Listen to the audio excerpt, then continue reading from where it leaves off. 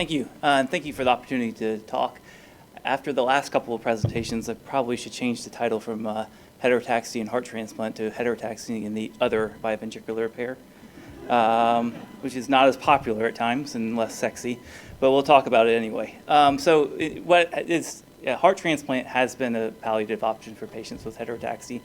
In the US, since we've taken data from the late 1980s on, 2 to 5% of all pediatric heart transplants have been in patients with heterotaxy syndrome.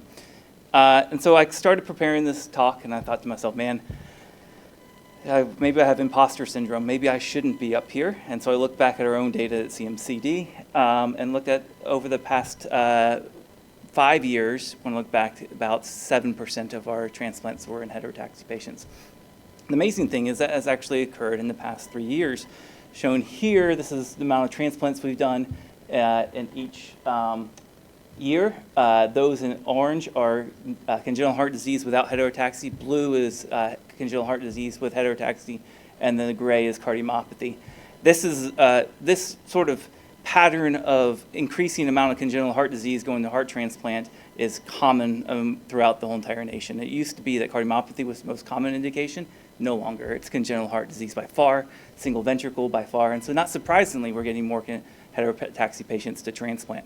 So it's important to know what are the outcomes for these patients and what can we do better. So how do heterotaxy patients compare to other patients with congenital heart disease? Well, they're more likely to have a sternotomy and more sternotomy. So not just have one, but 2, 3, 4, 5, 6, all those times that the surgeons go into the chest.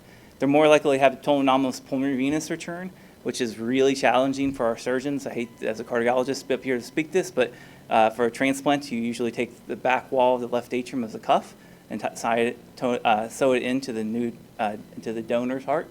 And so when the veins come at really odd anatomy, it becomes really hard to figure out how you're going to baffle it over and make it fit into the anatomically correct heart. They're more likely to be single ventricle patients. So they're also more likely to be of younger age, so smaller hearts, harder kids to take care of, longer to be on longer cardiopulmonary bypass time, and longer ischemic time. So all these sort of things. So these patients, by all means, are more complex. And unfortunately, more complex does equal more problems. So how does that pan out in terms of outcomes? In this study, which is a combination of utilizing the UNOS database and FIS database, they looked at outcomes in terms of survival after transplant for those patients in red who have heterotaxy syndrome and congenital heart disease versus green with just congenital heart disease versus cardiomyopathy. And you can see that there is a survival disadvantage of having heterotaxy. Now, what they did show, luckily, is that this is really confined to the first year post-transplant. So if we have conditional 1-year survival, the outcomes are actually fairly the same, which really does speak to all the things I just talked about, that these are more complex surgeries to take care of, so they have a lot more problems post-operatively, and therefore are more likely to suffer from more post-operative morbidities, and then eventually mortality. There is good news in the PHTS analysis done a couple of years ago. The outcomes in the early area were significantly worse, but have improved and have gotten closer to those in congenital heart disease. So I think this has a lot to do with us in the transplant world have spent a lot more time figuring out how to do better transplants in patients with congenital heart disease and how do we manage them. Specifically to the patients with heterotaxy, the risk of likely having mortality after transplant, there's 3 risk factors they found. Elevated bilirubin, which yes, could be from liver abnormalities, but honestly is more likely a sign of right heart failure, high central venous pressure, which leads to a lot of different comorbidities heading into transplant. Unfortunately, female gender, I don't really understand this. Usually females do a lot better than men, but this is the one time it panned out. And then polysplenia, and that probably is a marker for the total anomalous pulmonary venous return, but not 110% sure because the data wasn't able to actually pull that out. So those are the risk factors. What about residual lesions? So this is what happens, we do the transplant, but there's something left behind. This actually is really could only find one good study out there that was published out of Chicago, where they looked at all their transplants over an 11-year period. They had 15 patients that had heterotaxy syndrome, and 9 out of 15 had a residual lesion, so a good bit. You can see the amount of residual lesions up here. As you can imagine, some patients actually had more than one residual lesion. So does it matter? Do we care?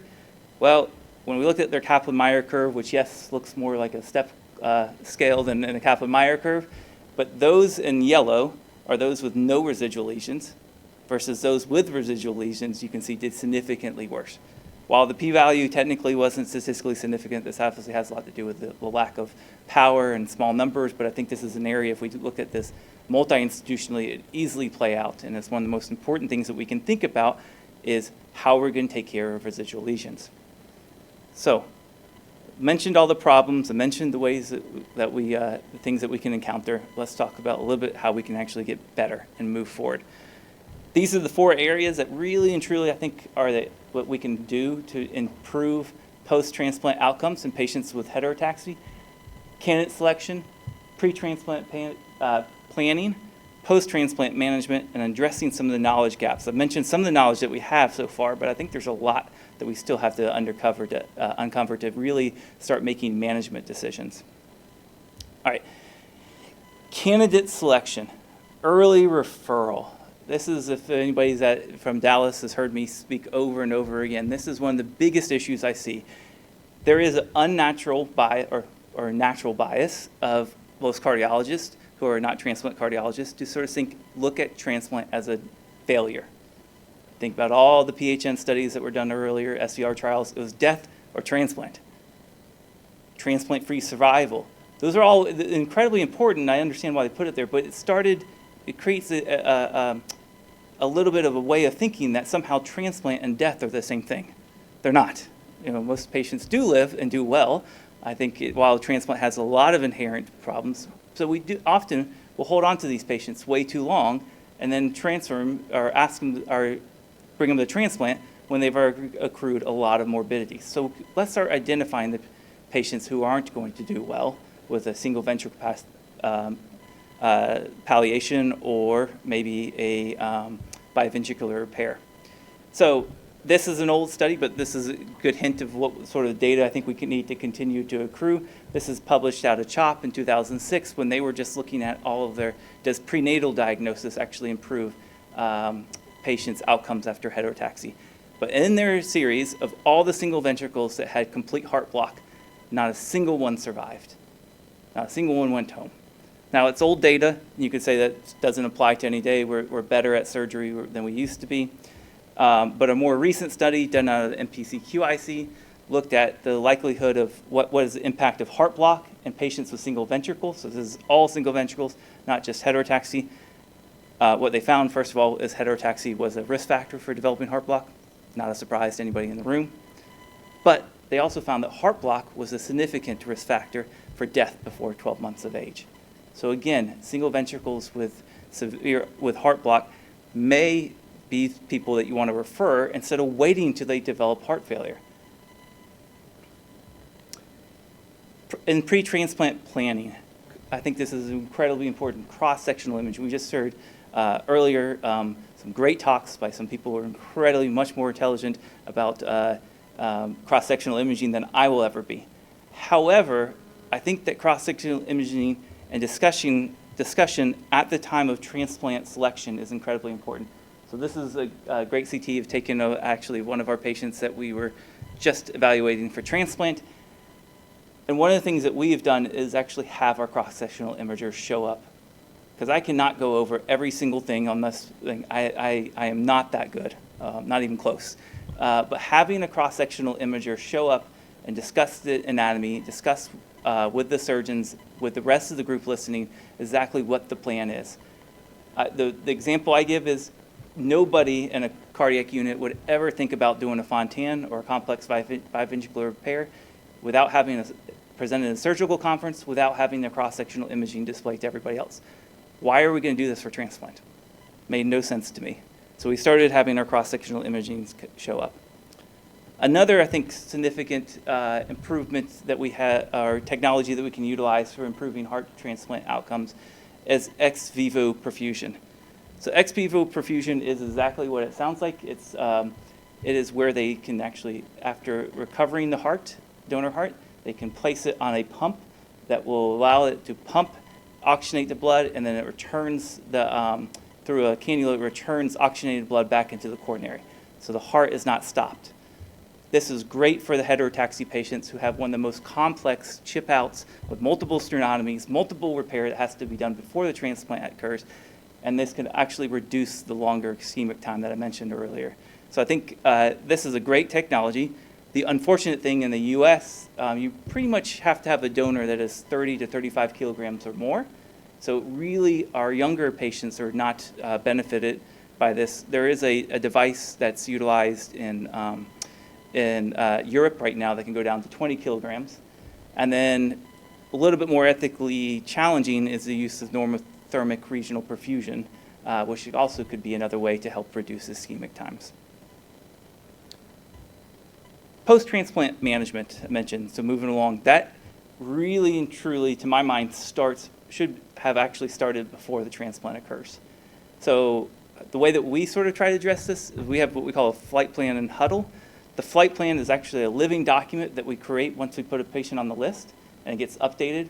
As I was talking to some of you earlier during lunch, the time from you getting on the list to the time you get transplant could easily be 9 months for those infants in the hospital. For kids that are home, that could easily be years. So lots of things change. They go to the cath lab, they may get stuff ballooned, they may get stents, they may get anatomical problems addressed.